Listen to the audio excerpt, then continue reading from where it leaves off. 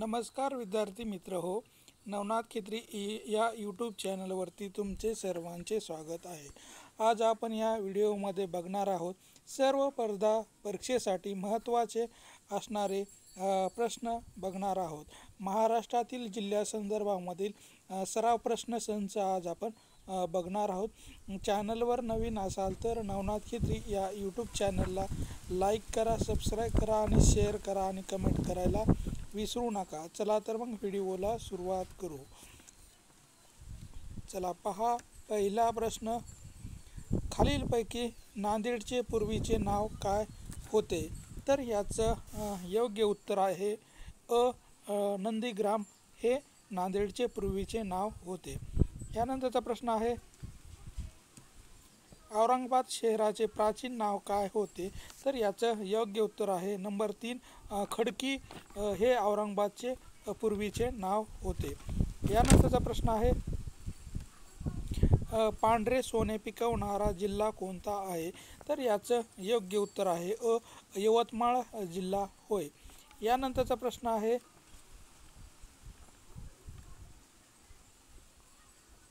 गुगामला राष्ट्रीय उद्यान कोणत्या जिल्ह्यात आहे? तर याचं योग्य उत्तर आहे 3 नंबर अमरावती या जिल्ह्यामध्ये आहे. यानंतरचा प्रश्न आहे, महाराष्ट्रात केंद्र सरकार पालघर जिल्ह्यात डॅश डॅश येथे नवीन अत्याधुनिक चदर उभारणार आहे. तर याचं योग्य उत्तर आहे वाढवण या ठिकाणी नवीन अत्याधुनिक चदर उभारणार आहेत. यानंतरचा प्रश्न आहे, चांदी कामासाठी प्रसिद्ध असलेले कोल्हापूर जिल्ह्यातील ठिकाण कोणते आहे? तर याचे योग्य उत्तर आहे 2 नंबर परी हे ठिकाण चांदी कामासाठी प्रसिद्ध ठिकाण म्हणून ओळखल्या जाते. यानंतरचा प्रश्न आहे, डॅश डॅश जिल्ह्यात गरम पाण्याचे ढारे आहेत. तर याचं योग्य उत्तर आहे 3 नंबर उनकेश्वर या ठिकाणी गरम पाण्याचे झरे आहेत. यानंतरचा प्रश्न आहे, 3 वैष्णव लेणीचा समूह कोठे आहे? तर याचं योग्य उत्तर आहे 4 नंबर शिऊर या ठिकाणी आहे. यानंतरचा प्रश्न आहे, रायगड जिल्ह्यातील तालुक्याची संख्या किती आहे? तर याचं योग्य उत्तर आहे 15 हे रायगड जिल्ह्यातील तालुक्याची संख्या आहे. यानंतरचा प्रश्न आहे, नांदेड जिल्ह्यातून वाहणारी प्रमुख नदी कोणती आहे? तर याचं योग्य उत्तर नंबर आहे 4 गोदावरी ही नांदेड जिल्ह्यातून वाहणारी प्रमुख नदी म्हणून ओळखल्या जाते. यानंतरचा प्रश्न आहे, नांदेड जिल्ह्यात कोणत्या नदीवर मानार धरण आहे? तर याचं योग्य उत्तर आहे 4 नंबर मन्याड या ठिकाणी आहे. यानंतरचा प्रश्न आहे, रायगड जिल्ह्यातील भात संशोधन केंद्रे कुठे आहे? तर याचं योग्य उत्तर आहे 1 कर्जत या ठिकाणी आहे. यानंतरचा प्रश्न आहे, रायगड जिल्ह्यात 1930 साली जंगल सत्याग्रह झालेले ठिकाण कोणते आहे? तर याचं योग्य उत्तर आहे 1 नंबर चिरनेर या ठिकाणी 1930 मध्ये जंगल सत्याग्रह झाला होता.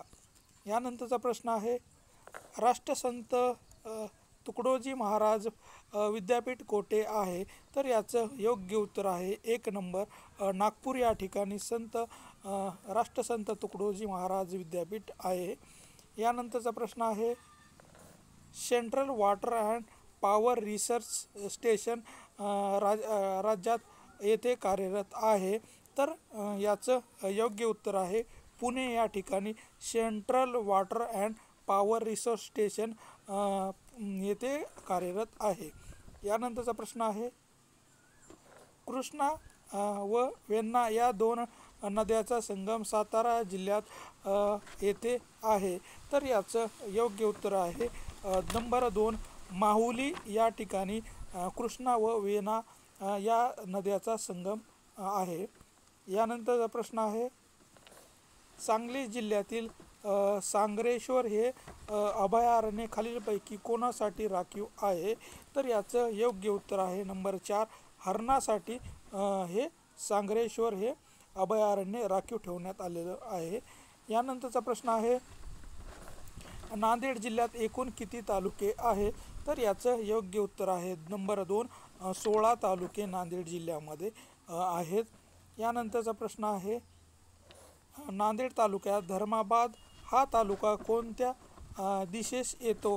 तर याचं योग्य उत्तर आहे 1 नंबर पूर्व दिशेस धर्माबाद हा तालुका येतो. यानंतरचा प्रश्न आहे माळेगाव हे कोणत्या तालुक्यात आहे? तर याचं योग्य उत्तर आहे 1 नंबर लोहा नांदेड जिल्ह्यातील लोहा तालुक्यामध्ये माळेगाव हे ठिकाण आहे. यानंतरचा प्रश्न आहे अष्टविनायकापैकी स्थान पुणे जिल्ह्यात नाही आहे. तर याचं योग्य उत्तर आहे 1 नंबर 3 हे ठिकाण नाही आहे. यानंतरचा प्रश्न आहे तेलंगणा राज्यातील कोणत्या जिल्ह्याची सीमा नांदेड लगत आहे? तर याचं योग्य उत्तर आहे 2 नंबर आदिलाबाद या तालुक्याची नांदेड जिल्ह्याला लागून सीमा रेषा आहे.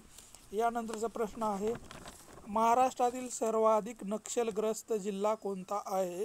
तर याचं योग्य उत्तर आहे 4 नंबर गडचिरोली हा महाराष्ट्रातील सर्वात नक्षलग्रस्त जिल्हा म्हणून ओळखला जातो. यानंतरचा प्रश्न आहे नांदेड शहराचे क्षेत्रफळ किती चौरस किमी आहे? तर याचं योग्य उत्तर आहे 3 नंबर 80 चौरस किलोमीटर नांदेड शहराचे क्षेत्रफळ आहे. यानंतरचा प्रश्न आहे आसना व गोदावरीच्या संगमावर कोणते देऊळ आहे?